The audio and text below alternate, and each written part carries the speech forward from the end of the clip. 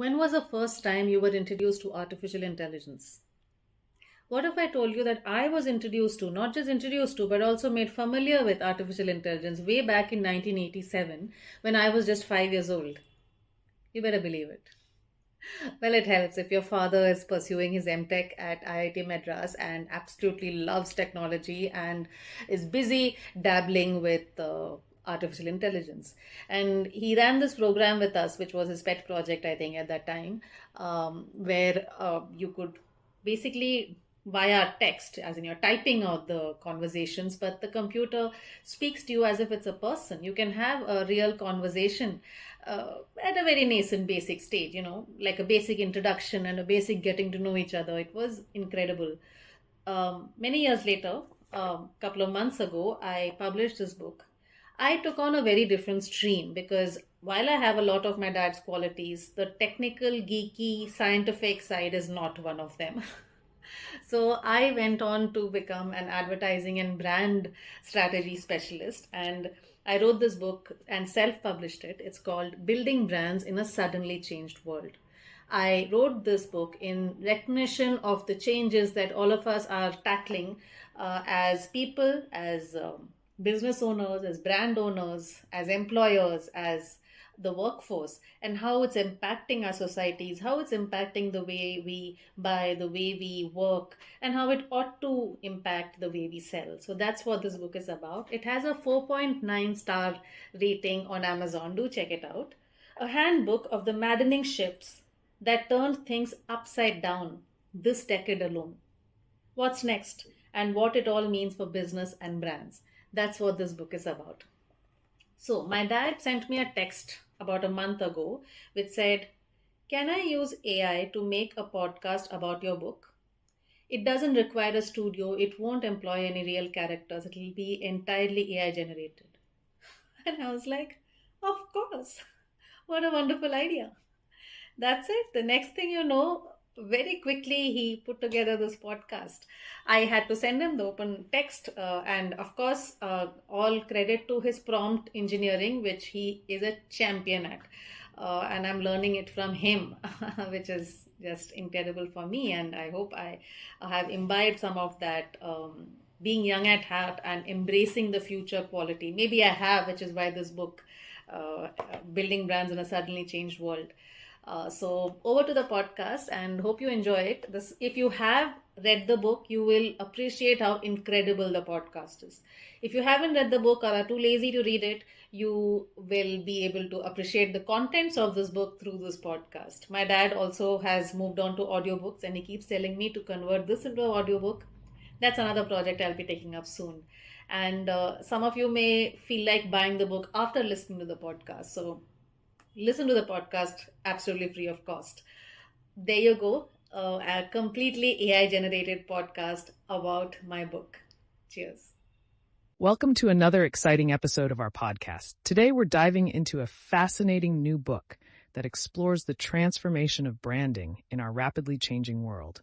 It's a treasure trove of insights on how we can navigate the complexities of consumer culture and adapt our strategies for the future. I'm particularly intrigued by how the author addresses personal branding. It seems like everyone is now a brand in their own right. How do we even begin to approach that? The author discusses how individuals can cultivate their personal brand by identifying their unique strengths and values, similar to traditional brand construction. This shift empowers people to take charge of their narratives in an interconnected digital world.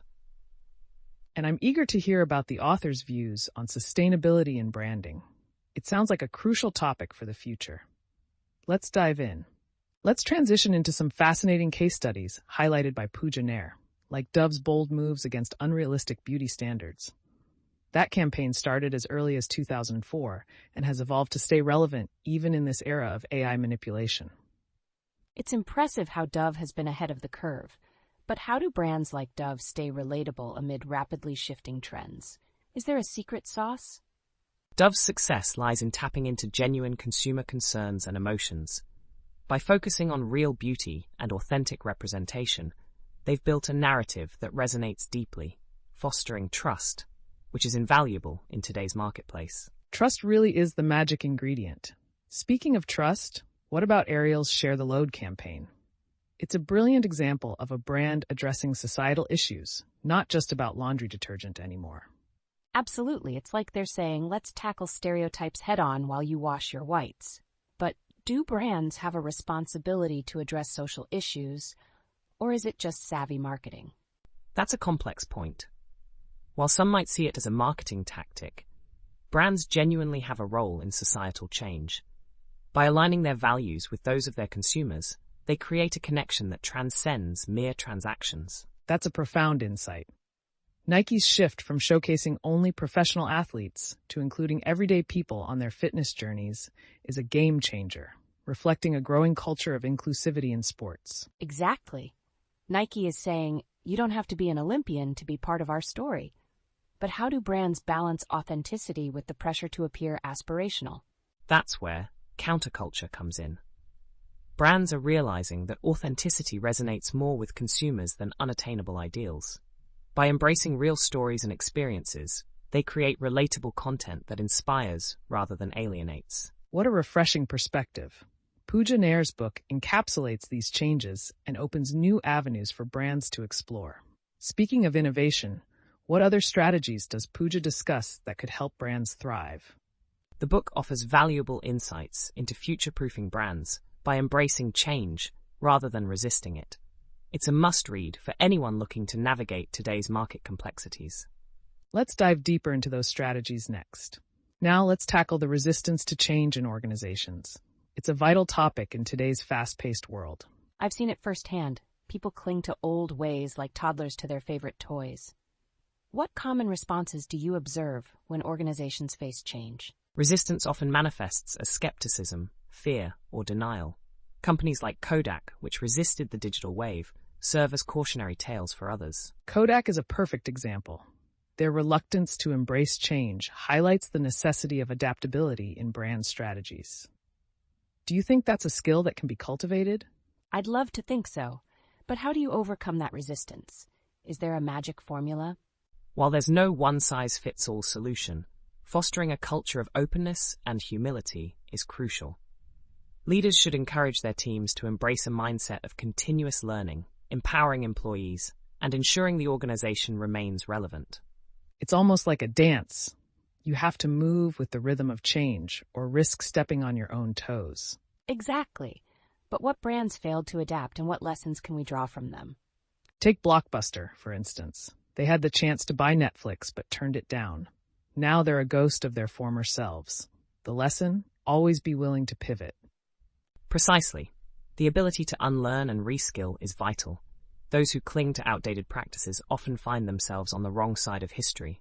The digital age demands new paradigms. So, it really comes down to humility and a willingness to evolve. Who would have thought that letting go could be so empowering? It's a powerful realization. Pooja Nair emphasizes that shedding old mindsets can lead to innovative breakthroughs. It's all about staying relevant. The organizations that can adapt and innovate will thrive. After all, change is the only constant in business. What a ride! I can't wait to see what other wisdom Pooja offers on navigating this ever-changing landscape. Let's keep the momentum going. Now let's explore the concept of fluidity in consumer identities and preferences. Pooja Nair introduces fluid plates, emphasizing how individuals constantly reinvent themselves. It's fascinating. Fluid plates. That's a fun term. But how do brands respond to this fluidity? It sounds like trying to catch smoke with your bare hands. Brands must recognize that today's consumers are not static. They're evolving, shifting careers, identities, and preferences. To remain relevant, brands need to embrace this fluidity and adapt their strategies. Exactly. It's like riding a wave. You have to be flexible and responsive. They could use social media for real-time conversations, right? But what if they misread the room? Missteps can happen, but understanding the diversity of consumer behavior is key. Brands should foster an inclusive environment that encourages experimentation and feedback. This way, they can navigate the shifting landscape more effectively. It's all about participation, not just communication. Pooja underscores how brands have shifted from a one-to-many approach to a many-to-many dynamic. It's like a vibrant dance party instead of a solo performance. So it's less about dictating and more about inviting everyone to join in. But what if a brand's message doesn't resonate? Can they recover? Absolutely. Recovery is possible with authenticity. If a brand is transparent and genuinely listens to its community, it can rebuild trust. Customers should be seen as co-creators in the brand narrative. That's the essence of modern branding. By valuing consumer input, brands can become beloved entities within communities. It's a radical shift from traditional marketing, isn't it? Totally. It's like the consumer has become the chef, adding their own spices to the broth. So what does this mean for brands that fail to adapt? Those brands risk becoming obsolete. The most loved brands will be those that embrace consumer participation and adapt their strategies. The future will belong to those who foster collaboration over control. It's such an exciting time for brands willing to embrace change. The fluidity of existence opens up endless possibilities. What other insights does Pooja have for us? Now let's explore the fascinating concept of servant leadership.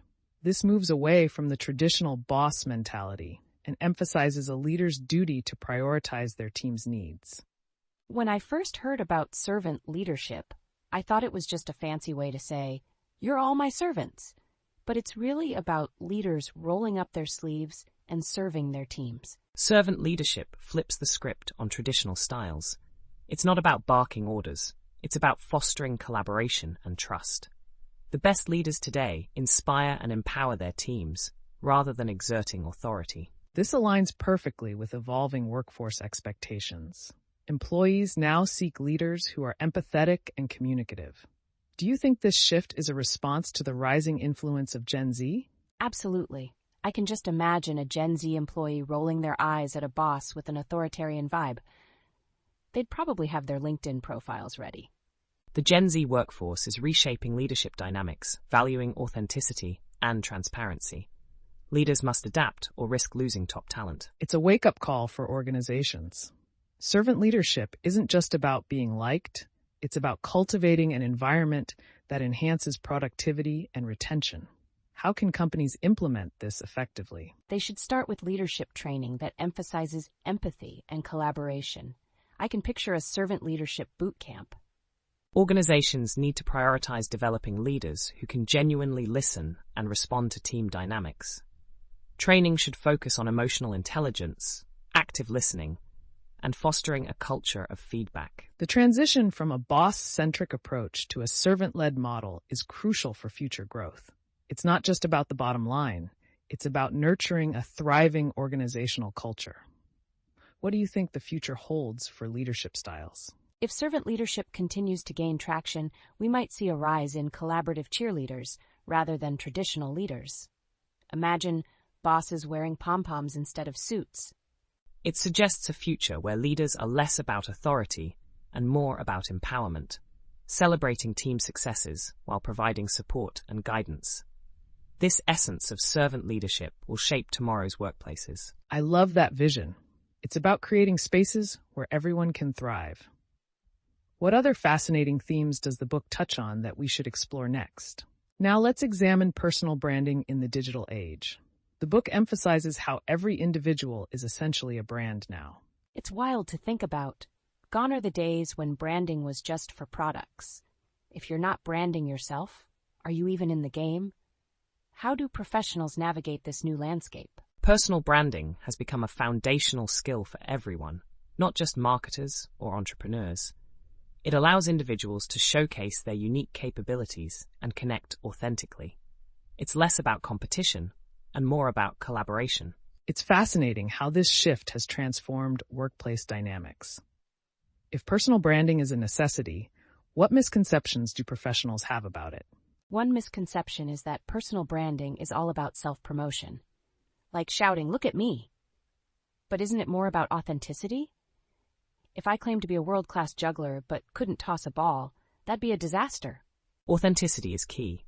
A personal brand isn't just a facade. It's about articulating who you are and what you stand for. Consistency in how you present yourself builds trust over time. So, the balance between promoting oneself and being genuine is vital. How can someone effectively communicate their personal brand without feeling like they're just marketing themselves? Maybe it's about storytelling. Instead of saying, "Look what I can do," it could be more like, "Here's my journey and what I've learned."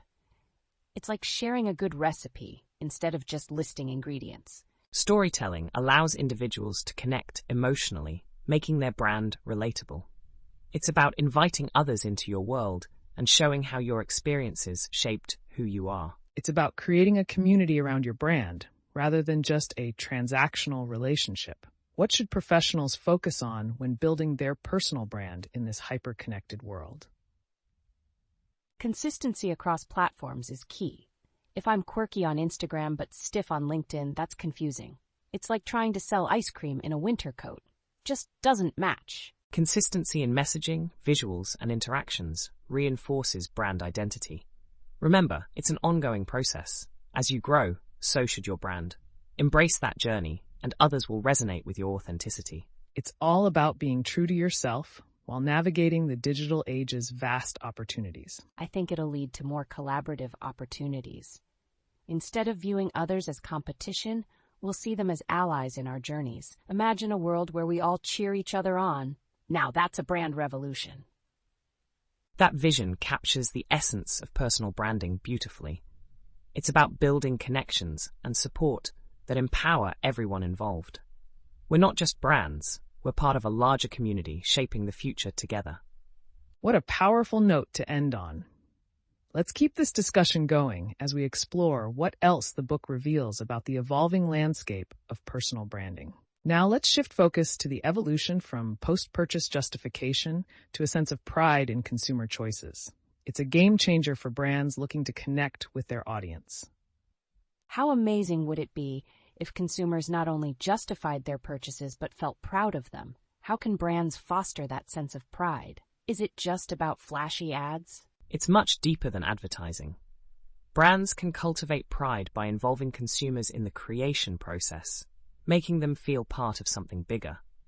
When consumers feel their input matters, they develop a sense of ownership over the product. That's a powerful concept. It's about creating a community around the product. Maybe involving them in product design, like a design your own sneaker campaign. Fans could submit their ideas and feel proud when they see their designs come to life. This approach taps into behavioral science. People value things they feel they contributed to. Brands that encourage participation can achieve a stronger emotional connection with consumers, enhancing loyalty. It's about creating a co-creative environment.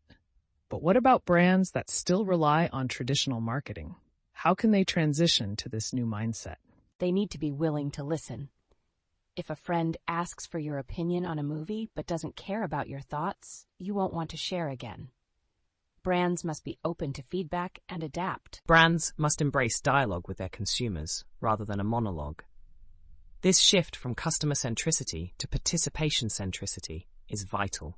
It's about co-creating value, benefiting both the brand and the consumer. That's such an enlightening perspective.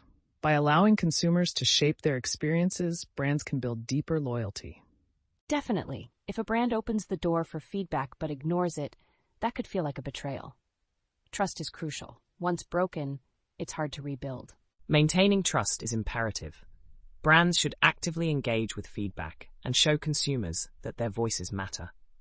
It's a delicate balance, but when done right, it creates a powerful bond. What a thought-provoking discussion. The future of branding is all about collaboration and genuine engagement.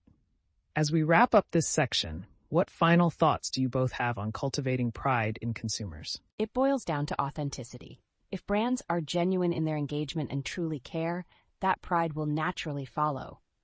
You can't force someone to like you, but if you're real, they'll come around. Authenticity, transparency, and ongoing dialogue are key to building pride among consumers. Brands navigating this landscape will not only survive, but thrive in the long run. A fantastic note to end on. Let's carry this momentum into our next section and explore more insights from the book. Now, let's shift our focus to loyalty in this ever-evolving marketplace. It's like trying to find love in a crowded dating app. So many choices, so little commitment. Exactly. The book suggests if you want loyalty, get a dog. But how do we measure loyalty in a world where everyone swipes right on multiple brands? Are we just one ghosting away from losing our favorite brand? Brand loyalty today is less about unwavering allegiance and more about a brand-open relationship. It's transactional, yet it can be meaningful if approached correctly. I love that notion, brand-open relationships.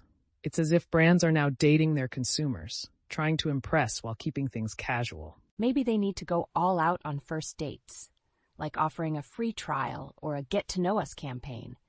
It's their way of saying, hey, let's grab coffee and I'll show you how great I am. But if they try too hard, it might come off as desperate. There's a fine line between engagement and over-eagerness. Brands must find that balance, being approachable yet intriguing. Creating a space for consumers to share their thoughts enhances that connection. It's about cultivating an environment where consumers feel comfortable sharing their needs. If they feel heard, they're more likely to remain loyal, even with so many options. Right. It's like having that one friend who always listens to your rants about your ex. Brands need to be that friend who genuinely cares. But what if they drop the ball? If brands fail to listen or engage meaningfully, they risk losing consumer trust, a devastating blow in today's market. It's essential to invite feedback and act on it, transforming consumers into co-creators, enhancing loyalty. Wow, that's a powerful perspective.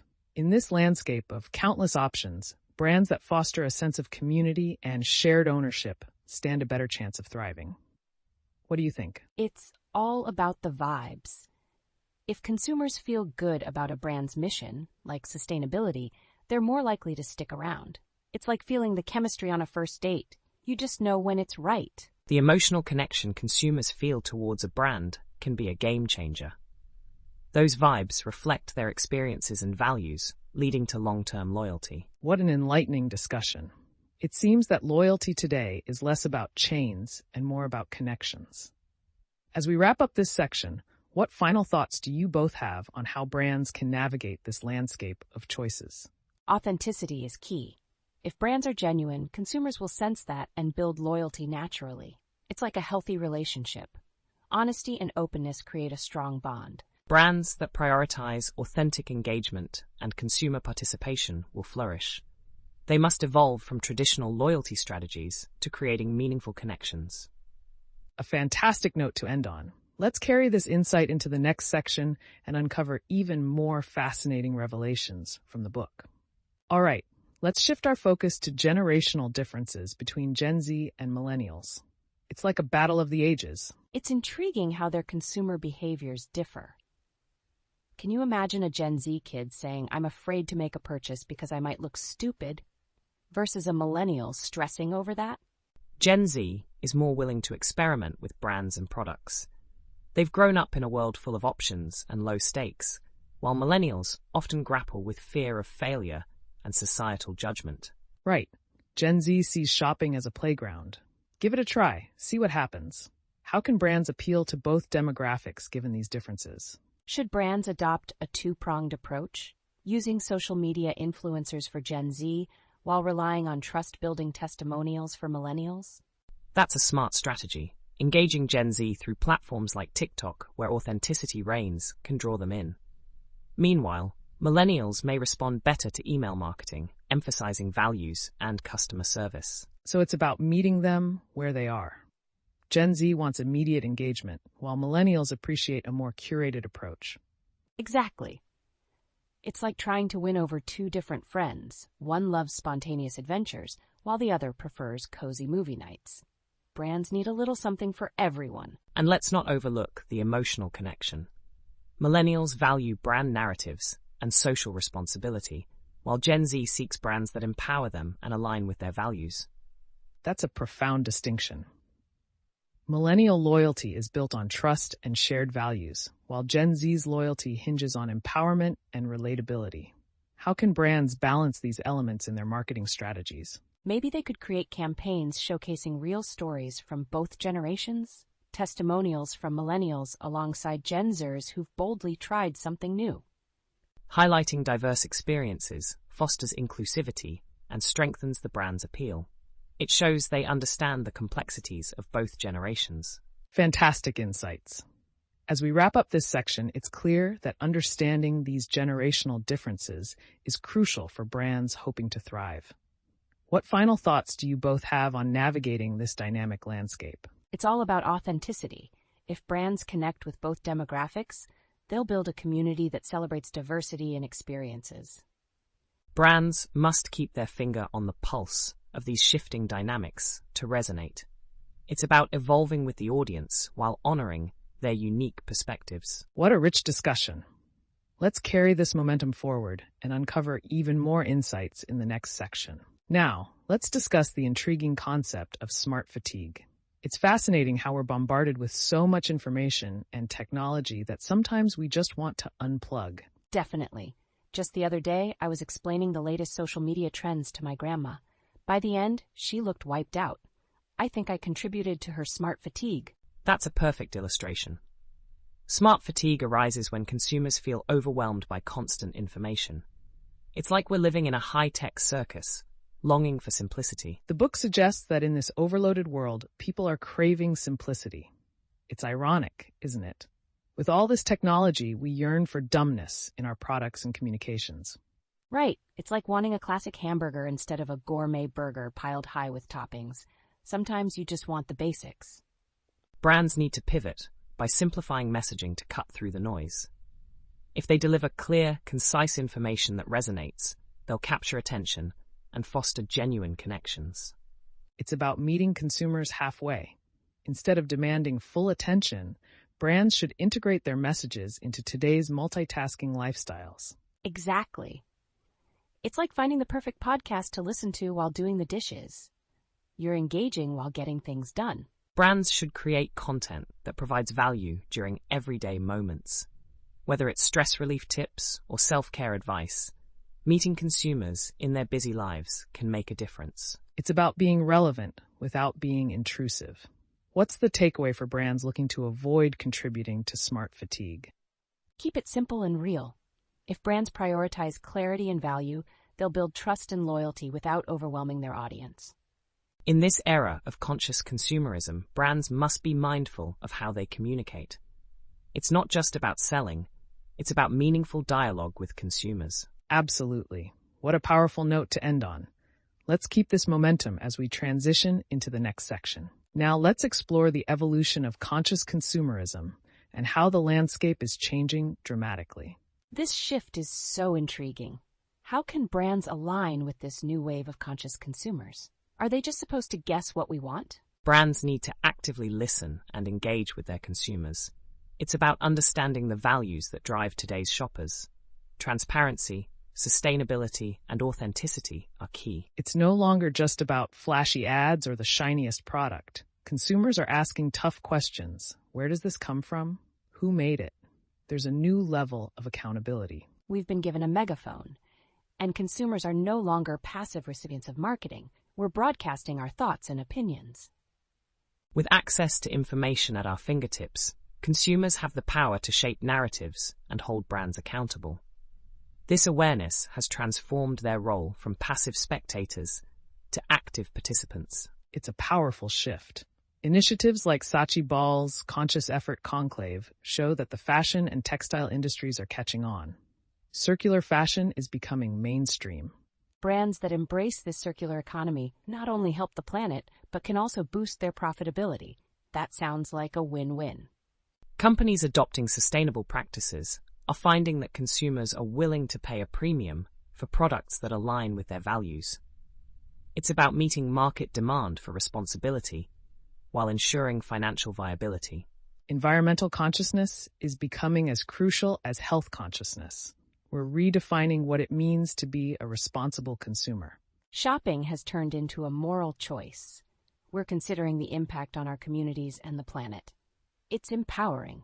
Brands that effectively communicate their commitment to sustainability and transparency will attract conscious consumers and foster deeper loyalty.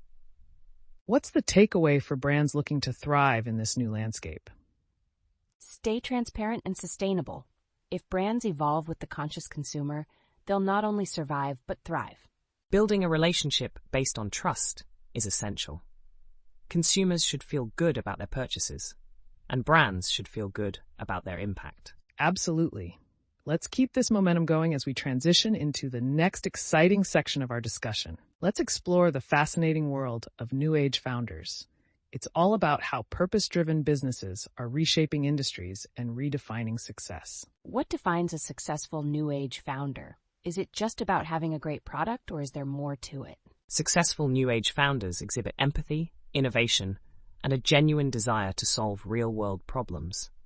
They prioritize intent over mere profits, creating solutions that resonate deeply with their audiences. It's not just about the bottom line anymore. It's about making a meaningful impact. Companies like Uber or Airbnb weren't just filling market gaps. They were addressing frustrations with existing systems. They took a step back and asked, why can't this be easier? But what about traditional businesses? How do they adapt to this new landscape? Traditional businesses struggle with the shift because they're rooted in the status quo. The key is to embrace a mindset of questioning the status quo. Companies that pivot and adapt to consumer needs will thrive. It's about cultivating flexibility. These New Age founders aren't just building businesses. They're creating communities, fostering collaboration and connection, almost like a movement. It's a we're in this together vibe, so different from the cutthroat competition of the past. Are there specific brands that exemplify this new approach? Brands like The Whole Truth and Oyo Rooms navigate this shift by focusing on transparency and community building. They prioritize employee well-being and consumer trust, which pays off in loyalty and growth. It's not just about selling a product anymore. It's about fostering relationships. Consumers want to feel connected to the brands they support, and that connection drives incredible success. So if I want to be a New Age founder, I should focus on solving problems and building a community rather than chasing profits. Exactly. It's about creating value and genuinely investing in your audience's needs. Success will follow if you do that. This transformation isn't just a trend, it's a fundamental shift in how we view business and entrepreneurship. Let's keep this momentum going as we transition into our next section. Now, let's discuss the ever-evolving landscape of marketing and the urgent need for brands to adapt to a digital-first world. It's an exhilarating and daunting shift, isn't it? It's like watching a dinosaur trying to learn how to ride a bike. How can traditional marketing strategies evolve to keep up with these digital trends? Traditional marketing has often relied heavily on established methods, but the key lies in integration, melding digital strategies with offline efforts to create a cohesive brand experience. Brands can no longer afford to view digital and traditional marketing as separate entities. They must collaborate seamlessly to resonate with today's consumers. What's the biggest obstacle for classic brands? Are they clinging to outdated ideas, or is it something deeper? It's a combination of both. Many brands struggle with a rigid mindset rooted in old-school advertising principles that simply don't translate well in the digital landscape. The challenge is breaking free from that mindset. Attempts to create needs or push aspirations are becoming less effective. Consumers are more discerning and want authenticity. Would you agree? Totally. It's like trying to sell ice to an Eskimo. Everyone sees through the gimmicks. Instead, brands need to tell compelling stories quickly. The shift to concise messaging is vital. Brands must communicate their value in 15 seconds or less, delivering clarity and prioritizing what truly matters to the audience. The culture of advertising is undergoing a transformation. New wave counterculture ad agencies will likely emerge, don't you think? That sounds intriguing. What do you think these new agencies will look like? Will they be tech-savvy or focus more on creativity? A blend of both.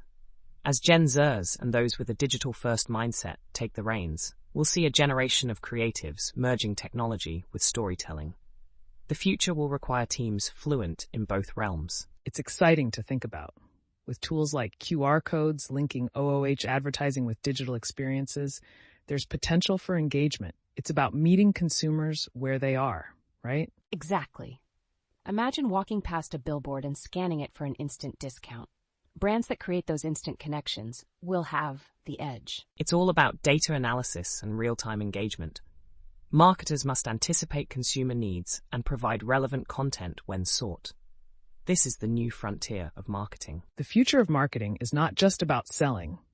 It's about creating meaningful connections and delivering value. Let's dive deeper into the next section.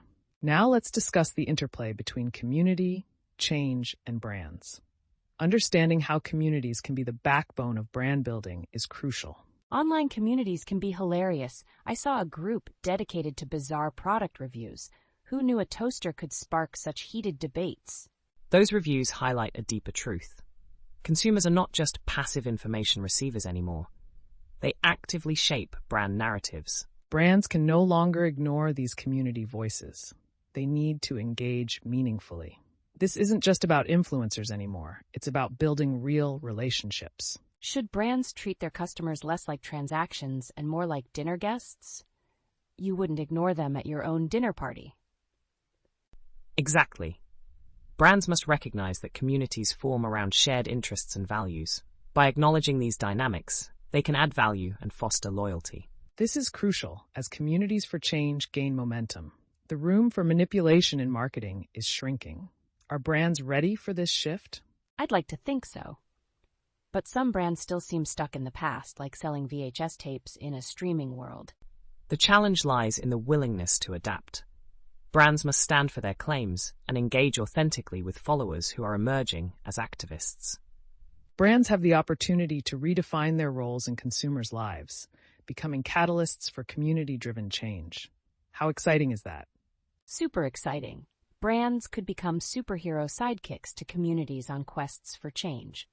But what does that mean for traditional marketing strategies? It means a complete rearticulation of strategy. The focus must shift from mere promotion to genuine engagement. Brands need to work collaboratively within communities, understanding their desires and challenges. The future of branding isn't just about selling products. It's about being part of the conversation. What's next for brands in this community-centric world?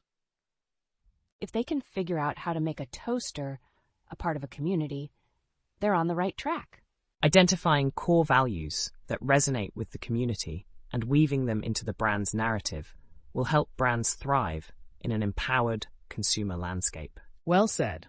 Let's keep the momentum going as we move on to the next section. Now, let's explore the role of technology in branding.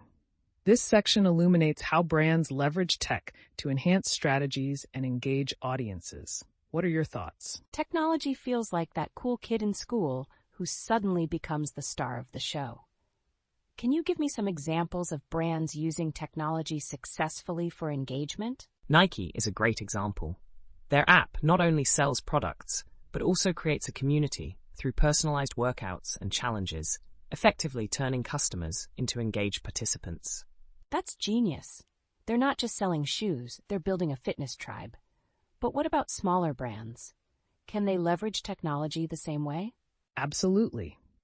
Smaller brands have the advantage of agility.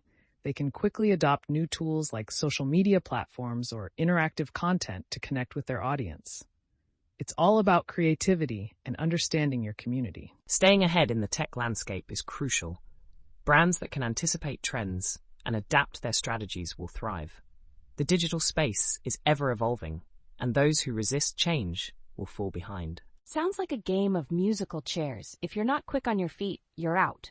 But how do brands know what tech to invest in? There's so much out there. It boils down to understanding your audience's needs and preferences. Brands must research and analyze data to determine which technologies will resonate most. It's not just about the latest gadgets. Sometimes the simplest tech solutions create meaningful interactions, like a well-timed email reminder or a personalized chatbot experience. So it's less about flashiness and more about connection. I like that. It's like hosting a party. You don't need a disco ball if you've got great conversation. Exactly. The focus should be on creating value and fostering relationships. As technology advances, brands can turn every interaction into a memorable experience. In this age of transparency, consumers are more aware than ever. To maintain trust, brands must use technology ethically and authentically. Talk about a balancing act. It's like walking a tightrope between innovation and integrity. What a thrilling time to be in branding. It truly is. As we move forward, let's explore how brands can harness technology to not only engage, but also empower their communities. Ready for the next section? As we wrap up today, let's explore the conclusion and future outlook of brand building. There's so much to unpack. It's like the grand finale of a fireworks show. Everyone's waiting to see what will light up the sky. What are some key insights from this section? The biggest takeaway is that brand building has transformed from a specialized skill into a foundational one that everyone needs. Just like learning to drive or cook, it's essential in today's digital landscape. Everyone is now a potential brand ambassador. This underscores the importance of authenticity in personal branding. So it's no longer just about big brands throwing money at ads. Everyone's in the game now. But what happens when the audience sees through the gimmicks? The audience is savvier than ever. They'll call out brands using outdated tactics or misleading messaging. It's like they have a radar for authenticity. Brands must evolve with their consumers. If they fail to acknowledge that their audience is as informed as they are, they risk losing trust and relevance. Sounds like a recipe for disaster. What's the secret sauce for brands to stay ahead? Is it all about keeping up with trends? It's a mix of understanding your audience and being genuinely responsive to their needs. Brands that adapt and embrace change will thrive. It's about creating community, not just a customer base. Participation centricity will dominate. Consumers want to be part of the conversation, not just passive recipients of brand messages. It's like inviting people to your party and then ignoring them in the corner. Brands need to foster dialogue, right? Absolutely. Engaging with customers and valuing their input is critical. It's not just about shouting your message. It's about listening and evolving based on feedback. Let's not forget the importance of ethical practices. Brands prioritizing integrity and authenticity will build lasting connections with their audiences. So it's a balancing act between innovation and authenticity. What's the lighthearted takeaway from all this? Building a brand today is like being a good friend. You have to be genuine, listen, and always be there when they need you. I love that. Building a brand is one big friendship, and everyone's invited to the party. Embracing this mindset will help brands not only survive, but thrive in the ever-evolving landscape of branding. What a powerful note to end on. Let's keep that spirit in mind as we navigate the future of brand building. I can't wait to see where this journey takes us. Now, let's shift to Pooja Nair's compelling call to action. It's not just a nudge, it's an invitation to explore her insights further. I love a good call to action. It's like when my favorite show ends on a cliffhanger. What motivates her to encourage readers to dive deeper? It stems from her passion for empowering individuals and businesses to embrace digital transformation.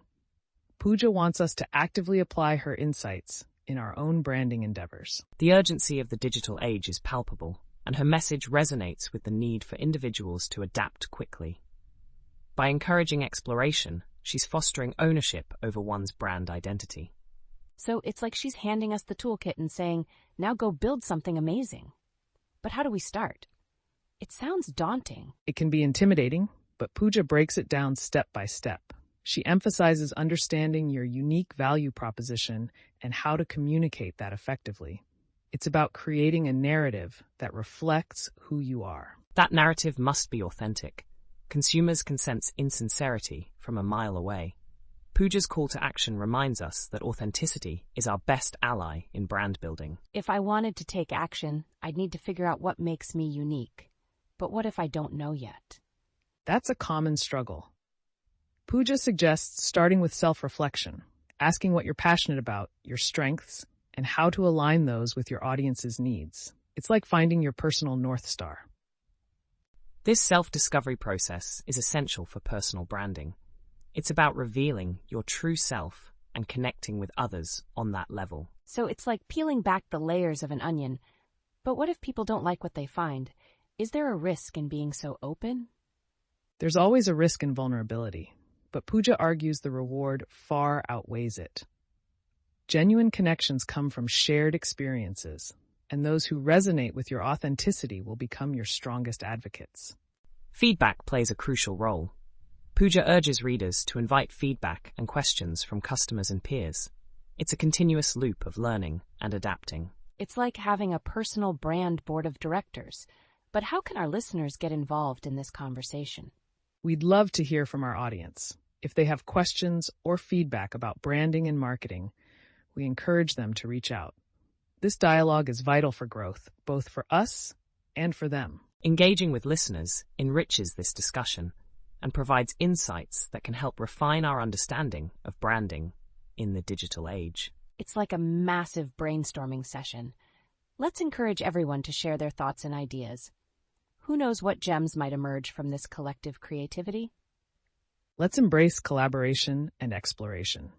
Pooja's call to action is for all of us to join in the conversation and evolve together.